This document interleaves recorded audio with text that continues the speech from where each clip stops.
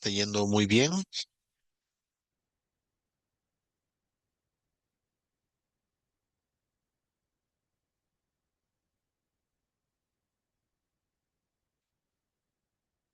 Bien, mientras van ingresando quienes están para la sesión, veo que algunos ya están entrando allí.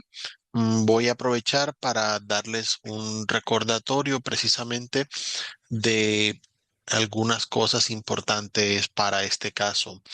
Eh, Primero que todo, recuerden, además de las sesiones, tenemos distintos espacios en los que ustedes pueden participar. En esta parte tenemos precisamente el foro de dudas, donde ustedes pueden realizar cualquier pregunta que tengan acerca del curso, de alguna actividad, preguntas de vocabulario, lo que necesiten, y allí voy a estar dando respuesta. Del mismo modo, cuentan con el chat en caso de que haya alguna pregunta en específico que necesiten hacer, y voy a estar allí muy pendientes para asistirle. De igual manera, como el día de hoy tenemos lo relacionado con la segunda de las 3 semanas de aprendizaje del curso, les recuerdo que tenemos disponible en el cronograma toda la información acerca de cuáles son las fechas del curso, recordando eso sí, que todas las actividades de aprendizaje ya están configuradas en el curso, están disponibles, por lo que ustedes tienen a la mano todo el material que se va a trabajar a lo largo de este nivel, para que no vayan a tener de pronto alguna duda en esa parte. Por último, y antes de que ya procedamos directamente a la sesión, les recuerdo que en la parte de sesiones en línea vamos a tener aquí las grabaciones de las sesiones. Allí tienen la grabación de la sesión anterior si no pudieron estar, y va a estar disponible en esa parte también la sesión del día de hoy. Allí la voy a estar colocando igual en el chat, así como les compartí el anterior, también les voy a estar colocando el enlace para que ustedes puedan ver la grabación de esta sesión y no se pierdan de nada en esa parte. Muy bien, ya habiendo explicado esto, vamos a pasar a lo que tiene que ver con el componente formativo. Como ustedes saben, este curso tiene en total 3 componentes formativos, los cuales ustedes pueden ir estudiando a lo largo del curso. También, si lo desean, pueden estudiar todos los componentes y luego participar de las evidencias. Algunos lo hacen de esa manera, por lo cual, pues, lo comento, no hay ningún problema con ello, recordando que los componentes formativos están disponibles durante todo el curso y que las actividades y ejercicios que hay dentro de los componentes formativos no van a afectar su calificación, por lo cual ustedes pueden repetir esa parte todas las veces que lo necesiten, incluso si ya han enviado su participación completa en el curso. Algunos, pues durante esta semana ya completaron todo. Sé que de pronto no tienen la disponibilidad para en alguna fecha posterior terminar las cosas, pues bueno, esas cosas pasan, no hay problema. Del mismo modo, sé que algunos apenas están entrando al curso por primera vez, por lo cual pues están a tiempo de iniciar con la primera actividad. Aquí vamos a explicar el segundo componente formativo, la segunda evidencia, pero si lo necesitan pueden iniciar con el primero, no pasa nada, allí está disponible, así que no va a afectarse la nota que reciban al final por esa parte. Tampoco es que se van a perder de lo que ya ha habido anteriormente, sino que tanto la sesión como los materiales están allí en el curso para que no se pierdan de nada en esa parte. Pues bien, entonces vamos a estar viendo el componente formativo que se llama Let's Introduce Ourselves, y luego vamos a ver la evidencia foro para tenerlo todo en detalle. Bien, entonces vamos a ingresar acá al componente formativo. Vamos a mirar aquí esta parte y vamos a cargar la información de este caso.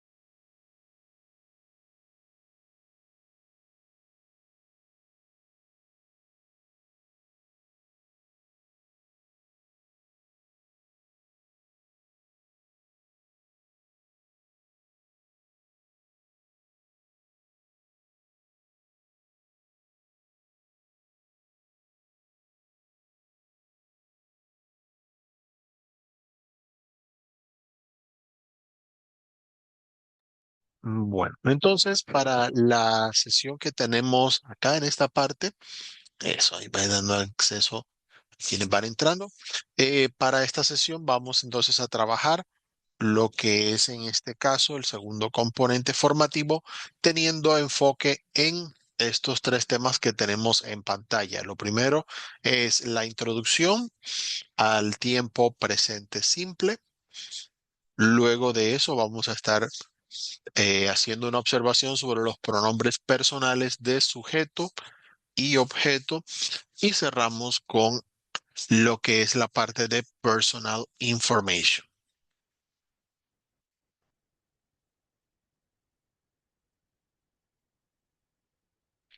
Bien, entonces en la primera sección vamos a tener lo que es la presentación del tiempo presente simple. En esta parte ya para la sesión anterior habíamos visto algunas cosas, pero es importante recordar justamente cuál es el uso en este caso. Para la mayoría de veces coincide mucho lo que tenemos justamente en inglés para este tema con la forma en la que lo usamos en español, pero no está de más recordar que el presente simple justamente sirve para actividades que son válidas en cualquier momento o que son ciertas al momento presente, justamente y están por ocurrir. En ese sentido, no todas las actividades que mencionamos con presente simple están ocurriendo justo en el momento en el que hablamos. Sin embargo, como ven al compararlo en español, esa comparación nos muestra que hacemos lo mismo justamente en nuestro idioma. Precisamente aquí aparece explicado lo que es del presente simple. Vamos a tener acá eh, lo primero, y es decir, que el presente simple se utiliza para hablar de acciones o estados permanentes. ¿A qué se refiere eso? Pues bueno, hace referencia a que mencionamos cosas que consideramos que son válidas y que van a seguir siendo válidas.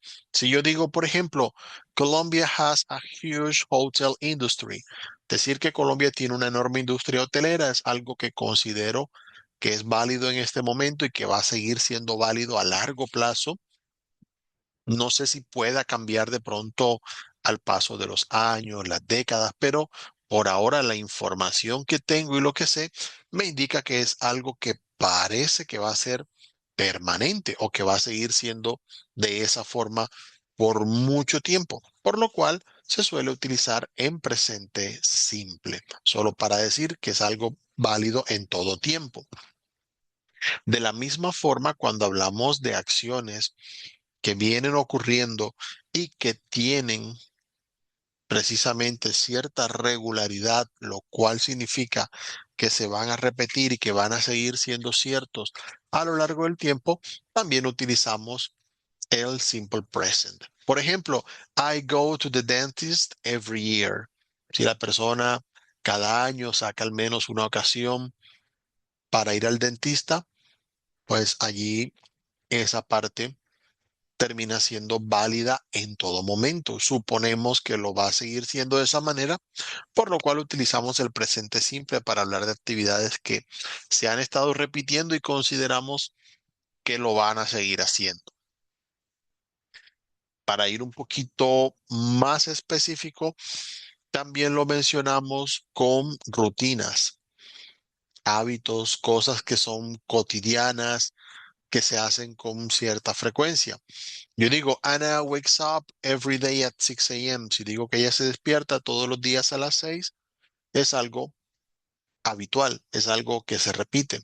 Puede que haya algunos días que no, puede que solo lo haga entre semana. De pronto habrá días en los que se levanta más temprano, más tarde, no lo sé, pero lo más común y lo que se repite con frecuencia es precisamente que se levante a esa hora. A veces en español algunas personas tienen de pronto la costumbre de hacerlo diciendo, no, yo me estoy levantando a las 6. En inglés es más común que eso simplemente vaya en presente simple porque estamos hablando de una actividad que se repite día tras día. Entonces, a tener en cuenta en ese punto. También vamos a utilizar el presente simple para dar instrucciones, para dar indicaciones y señales. Es lo que tenemos en esta parte. Allí vamos a tener, por ejemplo, you turn left and then go down Oak Street. Gira a la izquierda, luego baje por la calle Oak. En este caso, en algunas ocasiones se puede omitir el uso del sujeto para darlo como una orden. Ya eso lo veremos más adelante, pero en general se puede utilizar el presente simple para dar esta indicación si así lo necesita. También podemos observar cosas que están cercanas a futuro. ¿Qué tan cerca es el futuro? Eso depende del contexto, pero si tenemos situaciones, eventos, compromisos en los cuales ya tenemos hora, fecha, sabemos que lo más probable es que ocurran en cierta fecha o en cierto día u ocasión, entonces lo podemos utilizar con presente simple. Si yo digo, oh, the championship is next week. Ah, bueno, el campeonato es la próxima semana. Entonces, en esa parte ya hay algo organizado. De pronto puede que más adelante lo cancelen, lo cambien de fecha, no lo sé. Pero es hasta el momento algo que se considera válido para esa fecha en la que se tiene, por lo cual tanto en inglés como en español lo utilizamos con el presente simple. Muy bien, entonces como ya vimos precisamente los usos que tiene el presente simple en esta parte, vamos a aprovechar para observar algunos verbos, algunas acciones que son de las más comunes que podemos encontrar para utilizarlas precisamente en su contexto. En este caso, eh, obviamente en cuanto a vocabulario hay una gran amplitud, trataremos de cubrir como lo más común en lo posible. Cada persona, pues me imagino que tiene su vocabulario para utilizar. En esta parte vemos que todos los verbos llevan delante la palabra to, como pueden ver aquí en cada una de estas referencias. Eso es equivalente al infinitivo en español, es decir, así como los verbos, por ejemplo, estar lleva la terminación ar, hacer, tener lleva la terminación er y así. No vamos a decir yo estar o tú hacer, no, sino ya cuando hablamos de una persona en particular, ya decimos yo estoy, tú haces. Allí vamos cambiando el verbo. Pero cuando están en su forma básica, llevan la terminación ar, er. Hay algunos verbos en español que terminan en ir. De la misma forma, cuando el verbo está en su forma básica en inglés, lo que hace en vez de agregar una terminación es colocar delante la palabra to. Por eso decimos cosas como verbo to be, porque cuando estamos utilizando el verbo de esta manera sin hablar de nadie específicamente que esté haciendo la acción, pues lo vamos a colocar con la palabra to. Entonces, cuando lo vean de esa forma, ya saben a qué se refiere. En este caso tenemos to be, que es el verbo ser o estar. Lo estuvimos viendo en la sesión pasada. Igual en este componente formativo aparece detallado allí para compararlo con los otros verbos, recordando que tiene ciertas diferencias que estuvimos viendo anteriormente para que pues quedara clara esa parte. Recuerden observar el primer componente formativo antes de estudiar este. Es muy importante para que ustedes lo puedan manejar con más facilidad. De igual manera tenemos to do, que es hacer. Tenemos to have, que es tener. Estos tres verbos son de los más utilizados, por lo cual es importante observar cómo funcionan para que los podamos aplicar al momento pues de expresarnos en inglés. Tenemos to eat, que es comer. To read, que es leer. Tenemos to call, que es llamar. Puede ser llamar por teléfono o directamente a una persona. To play, Normalmente jugar, pero también cuando se refiere a sonidos y demás, pues puede significar tocar, hablando de un instrumento musical. Es el mismo motivo por el que el botón al que le damos clic o presionamos en un aparato para que suene la música o video que vayamos a colocar, pues en ese caso, por eso ese botón se llama play, ya que al momento de hablar de audios o videos, de sonidos y demás, pues se refiere a tocar o a sonar algo. Entonces, allí tenemos esa idea. Podemos encontrar study, que es estudiar, to drink, que es beber o tomar, ya ustedes dirán cuál les gusta utilizar más, to buy, que es comprar, tenemos to walk, que es caminar, to watch, que es ver o mirar, allí no siempre coincide con uno o con otro, depende cómo lo usamos en español. To listen to, que es escuchar, aquí en este, aprovechando haciendo la nota allí en esa parte. El verbo listen siempre va seguido de la preposición to, aparte del que van en principio. Ya para todas las formas, no importa de quién hable, vamos a tener en ese caso la parte de que siempre va a llevar esta preposición que va después. Esto lo hacemos también en español. Cuando yo digo yo escucho a la gente, escucho a mi profesor, siempre escuchamos a una persona. Entonces agregamos ese a que va fijo en esas situaciones. De la misma forma en inglés hay ciertos verbos que siempre van acompañados de ciertas preposiciones y los van a encontrar escritos de esa forma. Entonces es bueno como conocerlos en ese contexto para acostumbrarnos a que eso hace parte de cómo funcionan las cosas en inglés. Tenemos to write, que es escribir, to sing, que es cantar. Tenemos to sleep, que es dormir, claro, todos lo hacemos. To fly, que es volar, de pronto no lo hacemos como el ave que aparece en la imagen, pero sí podemos hacerlo viajando en avión. To wash, que es lavar. To work, que es trabajar. To travel, que es viajar. Tenemos acá al final to drive, que es conducir o manejar cuando se refiere a automóviles, camiones. To go, que es ir, ya dependerá hacia dónde van, podemos combinarlo con muchas cosas. To live, que es vivir, tanto de estar vivo como el de vivir en un lugar. Y to pay, que lamentablemente hay que hacerlo, es pagar. Aquí aparece la explicación de lo que les decía. Estos verbos siempre llevan el to por delante, indicando lo que es el infinitivo.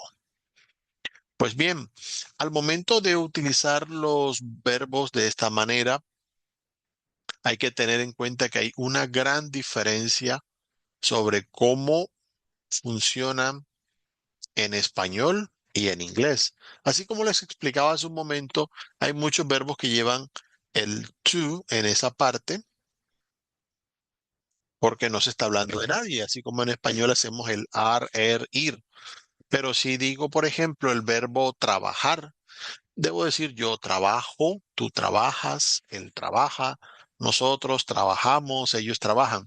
Tenemos distintas formas en las que el verbo cambia cuando vamos hablando de distintas personas, hablamos de quién hace la acción.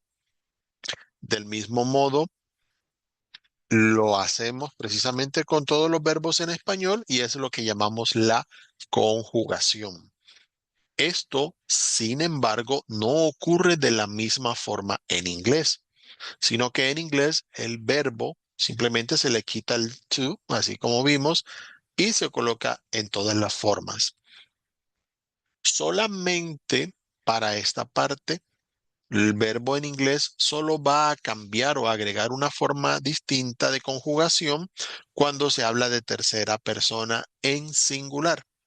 Es por eso que si alguno ha tenido inglés en algún momento o en bachillerato, recordará que le hablaban, no, que los verbos en tercera persona. Bueno, para que tengamos la claridad sobre este tema, cuando yo hablo, yo soy la primera persona.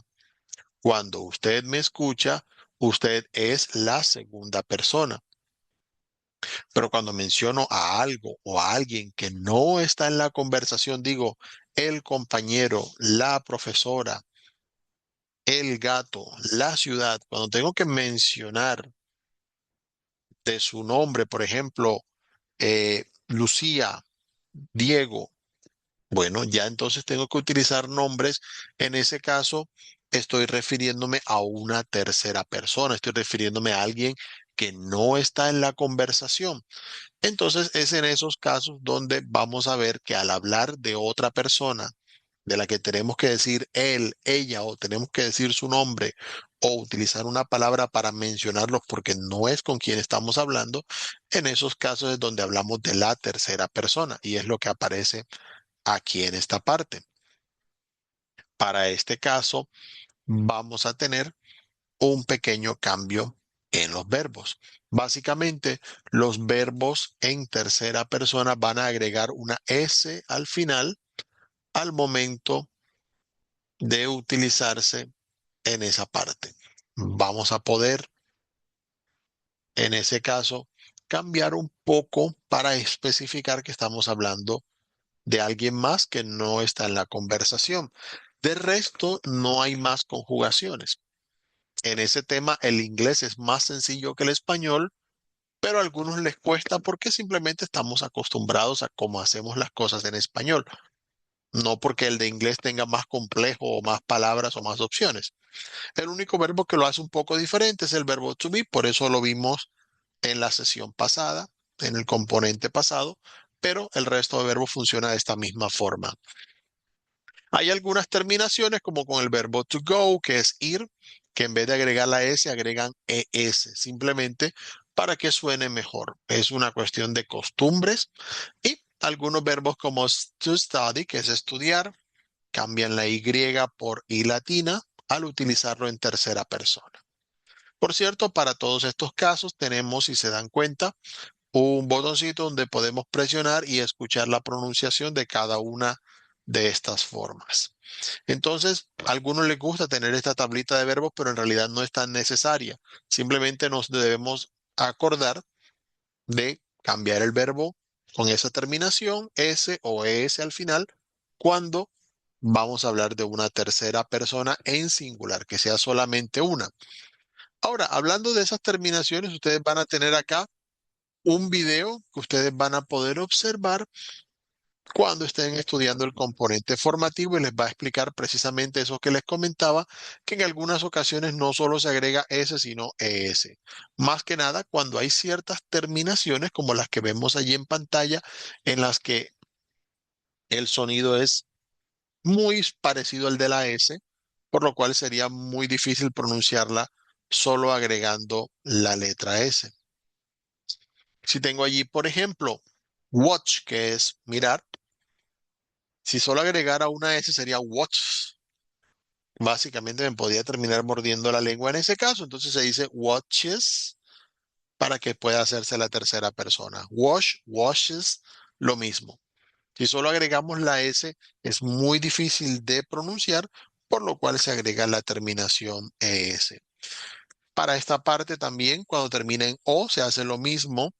Dos verbos muy conocidos que hacen esto son el verbo to go, que es el verbo ir, en tercera persona goes, el verbo to do, que es hacer, en tercera persona does. Con ellos hay que acostumbrarnos un poquito, no son muchos, pero para que los recordemos. Con la Y normalmente los verbos no cambian a menos que vaya antes una consonante. Así como veíamos hace un rato el caso del verbo study, que en tercera persona es studies. Y el verbo fly, por ejemplo, flies en tercera persona. No hay muchos en esa categoría, pero si de pronto ustedes llegan a utilizar alguno de esos verbos, no está de más tenerlos en cuenta. Obviamente, recordamos lo del verbo to be, aparece en el video, que tiene distintas formas. Es el único verbo en inglés que se conjuga. Y el verbo have, que en tercera persona es has. Es el único que rompe con esa costumbre. Esos dos hay que tenerlos allí pendientes. Los demás verbos si siguen sin excepciones, aparte de estas dos, ya los demás están fijos a seguir esa regla en esa parte. Recuerden, obviamente, observar este video cuando ustedes estén estudiando el componente formativo. Es importante que practiquemos y tengamos claro el uso de estos tres verbos, porque además de indicar acciones que se repiten muy comúnmente, también son verbos auxiliares, es decir, los vamos a utilizar para describir ciertas situaciones y condiciones. Hoy, de hecho, vamos a utilizar mucho el verbo to do para ese caso, que aparece en las distintas formas, por si lo necesitan escuchar, puede servirles a ustedes para practicar. Pero bueno, ya volviendo acá a esta parte, tenemos entonces, ya que hablamos del tiempo presente, vamos a tener aquí una explicación acerca de cómo se organizan las frases. Como veíamos la sesión pasada, los verbos en presente van a tener una estructura en la que utilizan sujeto, verbo y complemento, y esto no varía a lo largo de las distintas frases. Para aquellos que de pronto dicen, ¿cómo puedo hacer esta frase en inglés? No pasa nada, simplemente van a utilizar ese mismo orden. Si yo digo, yo vivo en Colombia, I live in Colombia. Si digo, él vive en Colombia, he lives in Colombia. Como estoy hablando de él, ya es una tercera persona, entonces allí agrego la S al verbo.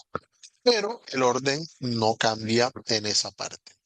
Tenemos en cuenta, eso sí, y más abajito creo que está una recomendación de eso, que todas las frases que ustedes hagan, sean afirmativas, negativas o interrogativas, deben incluir, en ese caso, el sujeto y el verbo. Sí, deben indicar primeramente quién está haciendo la acción y obviamente incluir el verbo para decir qué acción se está realizando. Aquí tienen varios ejemplos que les pueden servir justamente para recordar. Allí los pueden leer y escuchar para que ustedes practiquen. Cuando la frase es negativa, y aquí entramos precisamente a un punto donde debemos recordar lo que les comentaba hace un momento y es el uso de los auxiliares. En inglés, normalmente los verbos auxiliares son palabras que nos sirven para indicar cuáles son las características de la frase. En el caso del tiempo presente, que es lo que estamos viendo, el auxiliar to do se coloca delante del verbo para indicar en esta parte, primero que todo, que es un tiempo presente y segundo, para indicar la negación. ¿Ok? Entonces, si yo digo yo no vivo en Colombia, I do not live in Colombia. En ese caso, el auxiliar do nos indica presente y negación de la frase. Mientras que en tercera persona, he does not live in Colombia. Ya en ese caso, en vez de do, utilizamos does porque estoy hablando de una tercera persona. ¿Ok? Sin embargo, como pueden notar, el verbo live en ambos casos en esta parte ya se escribe igual. ¿Por qué? Porque ya el does, el auxiliar, ya está indicando la tercera persona, por lo cual el verbo no tiene que cambiar. Es como cuando yo digo, yo vivo en Colombia, pero si yo digo que quiero hacerlo, todavía no vivo en Colombia, digo yo quiero vivir en Colombia. No digo yo quiero vivo en Colombia, no. Porque si ya el verbo querer dice quiero, ya el otro verbo vivir no tiene que cambiar para indicar lo mismo porque es redundante. De la misma forma, si hay un auxiliar que indica ya la tercera persona, ya el verbo no tiene que indicar otra vez la tercera persona. Ya es una cuestión de costumbre en esa parte. Entonces, a tener en cuenta para ese caso, que ya cuando hablamos de frases negativas o de preguntas, como vamos a ver ahora, con el solo hecho de que haya un auxiliar, ya no tengo que pensar en si el verbo cambia o no cambia en tercera persona, nada de eso, no. Eso es solamente para frases afirmativas. Ahora bien, ese uso del auxiliar do not y does not tiene algo que se llama contracción. Es decir, para esta parte podemos usar una versión más corta de lo mismo. Es como cuando en español decimos para qué, pero en vez de decir para qué, decimos a qué. Recortamos y usamos una versión más breve. En el caso de estas negaciones, pues en inglés, en vez de decir do not, también podemos decir don't. En vez de decir does not, podemos decir doesn't. Esto se utiliza en lenguaje informal, no lo apliquen en ensayos ni en escritos oficiales, universitarios y demás, porque allí no se ve bien.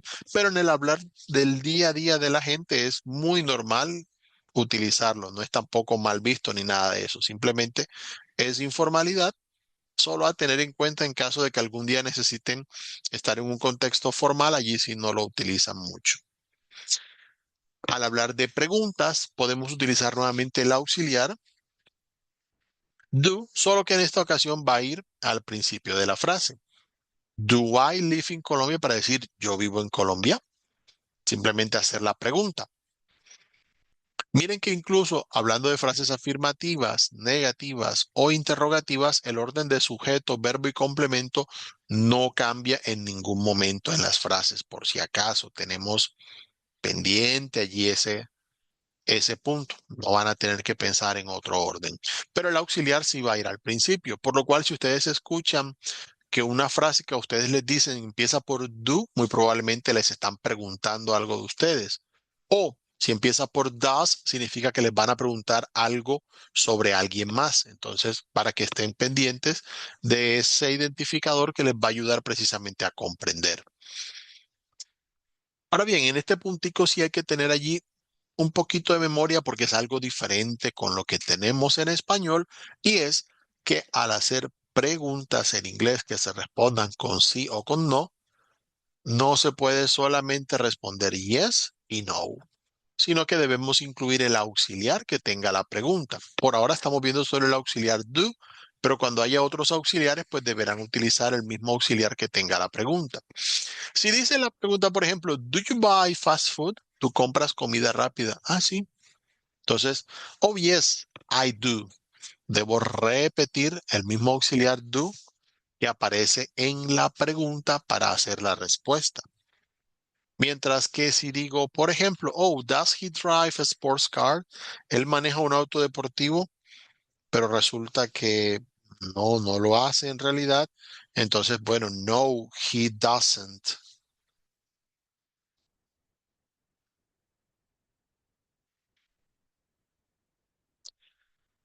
A tener en cuenta ese caso allí para reportar. Bueno, entonces debemos siempre utilizar precisamente el mismo auxiliar para responder la pregunta. Si en vez de preguntar cosas con yes y con no, tenemos allí preguntas que son para dar información, entonces ya debemos utilizar las distintas palabras interrogativas. Son muy parecidas a lo que usamos en español. Simplemente podemos utilizar what para preguntar qué, para preguntar por cosas en general. Where, que significa dónde, para preguntar por lugares. When, que significa cuándo, para preguntar por el momento en el que ocurre algo. Obviamente, a excepción de la hora, que allí preguntaríamos what time para preguntar qué hora, así como lo hacemos en español. Who, que significa quién, para preguntar por personas. Why, que sería para preguntar por el motivo, razón, causa de algo. Y how, que puede significar cómo, aunque en inglés lo podemos combinar de muchas maneras. Por ejemplo, how old para preguntar la edad de alguien, how old are you para preguntarle los años que tiene, how are you para preguntar precisamente cómo está, how much para preguntar cuánto. Hay distintas combinaciones que se pueden hacer en ese caso.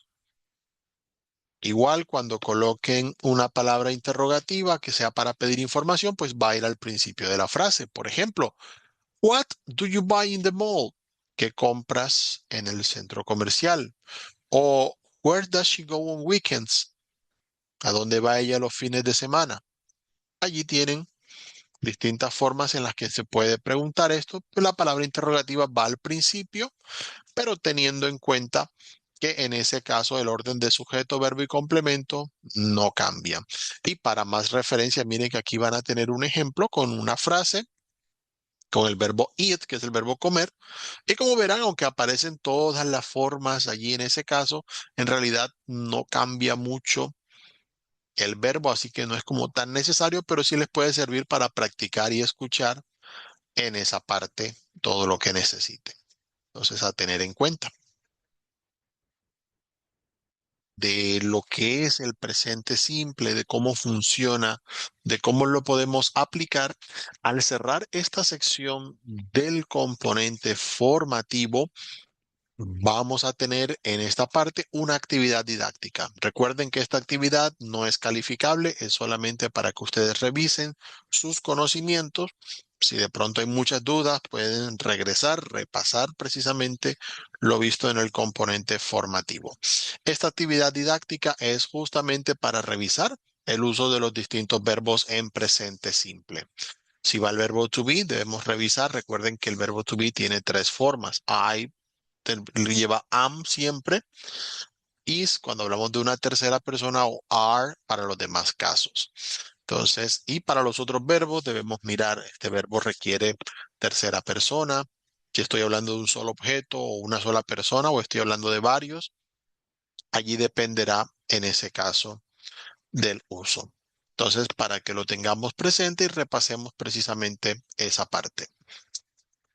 Bien, habiendo observado esto, recuerden que veíamos hace un rato y también lo vimos en la sesión pasada, lo que era el uso de los pronombres que sirven para identificar a quién realiza la acción. Indicábamos que para los pronombres existen en esta parte los pronombres sujeto que van al principio de la frase y nos indican quién hace la acción. Tenemos I, que es yo, teniendo en cuenta que la palabra I siempre debe ir en mayúscula. No importa si ese pronombre va al principio de la frase o no, siempre debe ir en mayúscula. Es algo característico del inglés. Al hablar del yo, debe escribirse de esa manera. Creo que a veces no hago suficiente énfasis porque a algunos se les olvida, por lo cual lo repito cada vez que es necesario. En segunda persona tenemos you, que puede significar tú, puede significar usted. Y como vemos más abajo, también puede significar ustedes. Allí toca más bien tirar del contexto para saber precisamente cuál sería la traducción en el caso, si estamos hablando de una persona o de varias. Para lo que es la tercera persona, que lo mencionábamos hace un momento, podemos utilizar he para hombres, she para mujeres. Y lo digo de esta manera porque en inglés he y she son pronombres que solo se utilizan para personas. Entonces, a tener en cuenta. Por lo tanto, he significa él, she significa ella y también tenemos it. It en esta parte significa eso, o por lo menos lo traducen de esa manera. Sin embargo, it puede traducir él o puede traducir ella, dependiendo de si estamos hablando de un animal u objeto que sea masculino o femenino. ¿Ok? Si digo, por ejemplo, vamos a ponerlo como diríamos. Hay un ejemplo que venía en la anterior. La vaca bebe agua. The cow drinks water. En ese caso, la vaca es femenino en español, pero si en vez de decir la vaca decimos ella bebe agua, porque ya está claro de quién estoy hablando, de la vaca, en inglés no diríamos she drinks water, sino it drinks water. Y en ese caso específico, it traduciría ella, pero no siempre es así. Va a depender en español de cuál es la equivalencia. Tenemos en plural we, que es nosotros o nosotras, y they, que es ellos o ellas. Estos van a ir siempre antes del verbo para indicar precisamente quién hace la acción. Las recomendaciones, lo que les decía, el sujeto I va siempre en mayúscula. Recuerden que you, como decía, significa tú, usted o ustedes. Y miren, aquí está el ejemplo que les decía, the cow drinks water. Yo sabía que lo había visto en algún punto. Es simplemente recordar que it puede significar él o ella en español, va a depender el uso. En plural, con they no hay ningún problema. They se puede utilizar para personas, animales, lugares, no hace mayor diferenciación. Y recordar siempre, ya sé que lo había dicho hace un momento, pero siempre debemos recordar que en inglés todas las frases deben incluir el sujeto, deben decir de quién hace la acción. Aquí dice, por ejemplo, I eat pizza every night. Yo como pizza todas las noches. Pero en español puedo decir solamente como pizza todas las noches. No es necesario el yo que esté obligatoriamente sí o sí en la frase, pero en inglés sí es necesario porque como los verbos no hacen conjugación, el sujeto es el que indica precisamente quién hace la acción. Ahora, aparte de los pronombres de sujeto, vamos a tener la segunda parte de esta sección que son los pronombres objeto. ¿A qué se refiere pronombre objeto? Bueno, vamos a mirar lo que son precisamente aquellos que no hacen la acción, sino que la reciben o se beneficia de la acción. Miremoslo con el primer ejemplo que aparece aquí. Dice, Ana calls Javier. En este caso aparecen dos personas, Ana y Javier. La acción es call, es llamar. Ana hace la acción de llamar a Javier. Pero Javier no está haciendo la acción de llamar. Javier simplemente recibe la acción que Ana está haciendo. Entonces, Ana es el sujeto de la frase porque es quien hace la acción. Pero Javier pasa a ser el objeto de la frase porque es quien recibe la acción. ¿Ok? Cuando hablamos de sujeto y objeto, no estamos hablando específicamente de que tiene que ser personas u objetos, eso depende del contexto, pero básicamente sujeto es quién o qué hace la acción y objeto es quién o qué la recibe. Por eso, si cambiamos y ya sabemos que Ana y Javier son los que hacen las acciones, lo que podemos hacer es reemplazarlo precisamente con el equivalente, es decir, en ese caso, she calls him. En ese caso, no decimos she calls he, porque en esa parte, Ana, al ser el sujeto, utilizamos el pronombre sujeto, pero Javier, al no ser el sujeto de la frase, en ese caso, pasa a ser simplemente el objeto de la frase. Si fuera a la inversa, que Javier llamara a Ana, entonces diríamos he calls her. Cambiamos el orden para colocarlo primero a él, que es quien hace la acción, y luego a ella, que es quien la recibe. ¿Ok? Como para tener la diferencia en ese caso. Por eso les escribo el ejemplo allí directamente. Entonces aquí tenemos los pronombres objetos para primera persona me, para segunda persona you, que en ese caso queda igual. Him y her, que son los que acabamos de ver en el ejemplo, son para tercera persona. It queda igual, no cambia. Us, que sería para nosotros, y them, que sería para ellos. Entonces, dependiendo de si estoy hablando o no del sujeto o de quien recibe o se beneficia de la acción, es donde sabré precisamente qué pronombre voy a utilizar. Miremos este ejemplo. Victor and I, Victor y yo, work with Lucia and Laura. Víctor y yo trabajamos con Lucía y Laura. El énfasis es decir que Víctor y yo trabajamos con ellas. Nosotros trabajamos con ellas. Entonces, nosotros somos quienes hacemos la acción. We work. Y pues Lucía y Laura también trabajan, pero no es lo que importa en la oración. En ese punto específico, hay que decir we work with them, porque es para decir que nosotros trabajamos con ellas. Hacemos primero el sujeto y luego el objeto. ¿Qué tiene? ¿Por qué tiene el objeto? Aunque ellas también trabajan, porque es simplemente para decir qué relación tienen con la acción que nosotros hacemos. Y de la misma forma que lo estábamos haciendo anteriormente, si yo digo we work with them, para decir que nosotros trabajamos con ellas, así como aparece el ejemplo, también podemos decir they work with us si queremos enfatizar en que ellas trabajan con nosotros. Allí quedan los dos ejemplos en pantalla como para que los tengan claros en esa parte.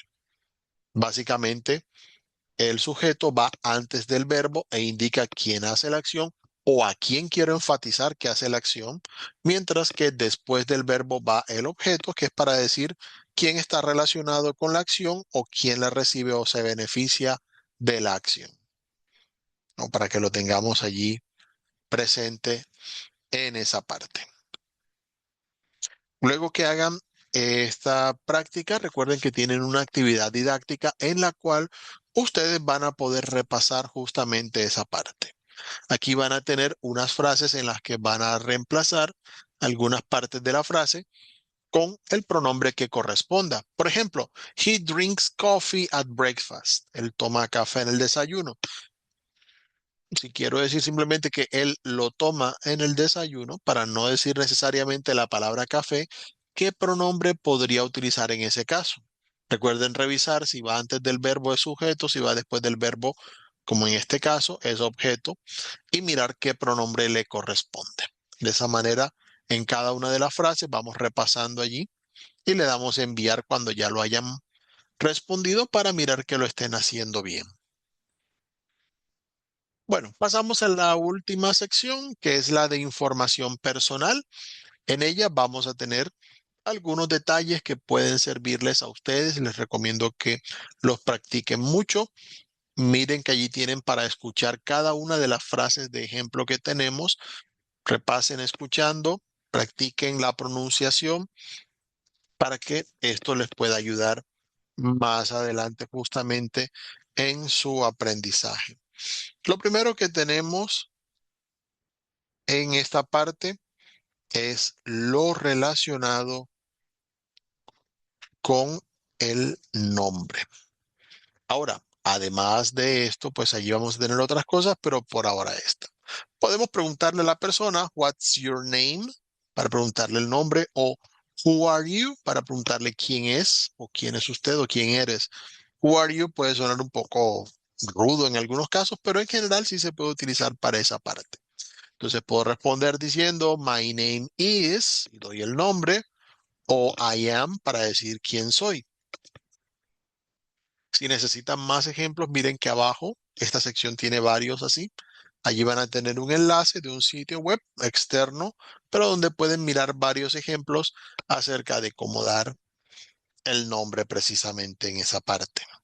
También tenemos sobre la nacionalidad. Aquí también aparece un ejemplo. Podemos decir where are you from or where do you come from para decir de dónde es, de dónde viene. Existe la posibilidad de decir what is your nationality, pero eso es muy raro. La gente no lo usa. De pronto, como mucho, lo podrían preguntar en un aeropuerto para ingresar al país o algo.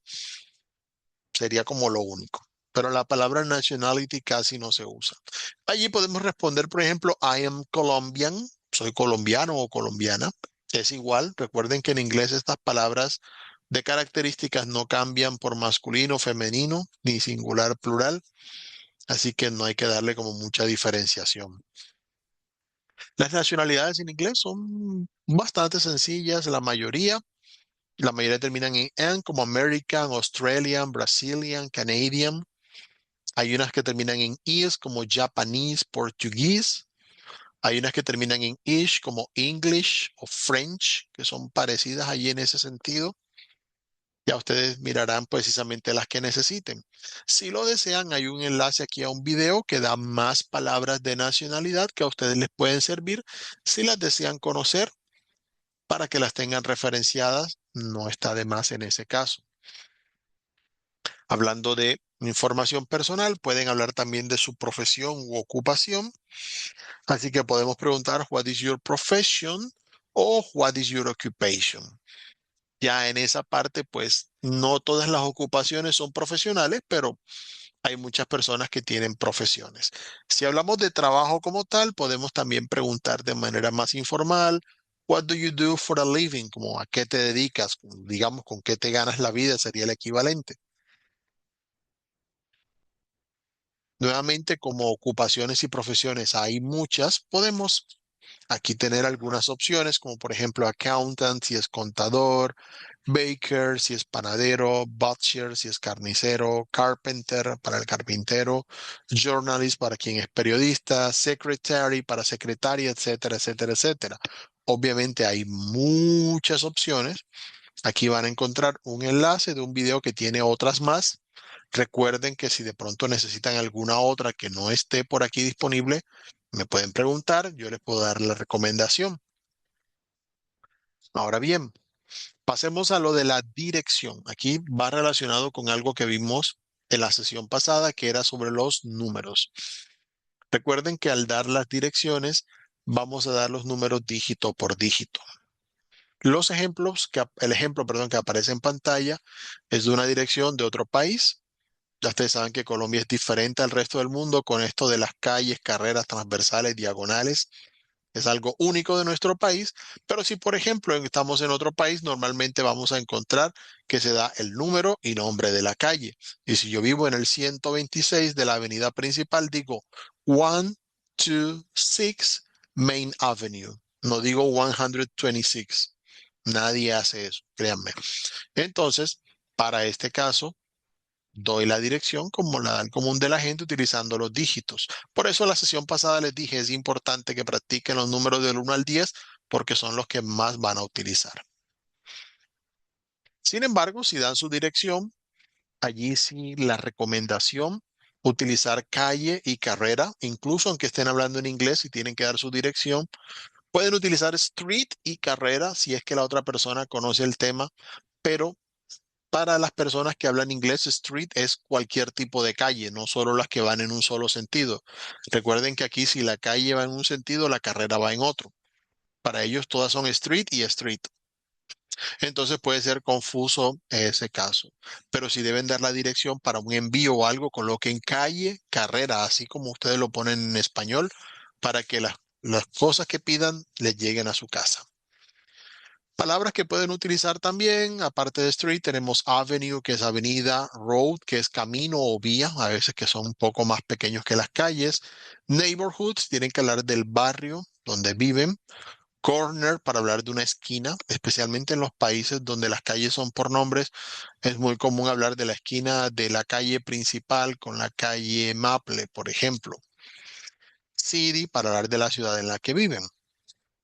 Así que ya ahí podrán dar la dirección. Si dices, what's your address? Pueden decir, my address is 15th Street, number 423 downtown.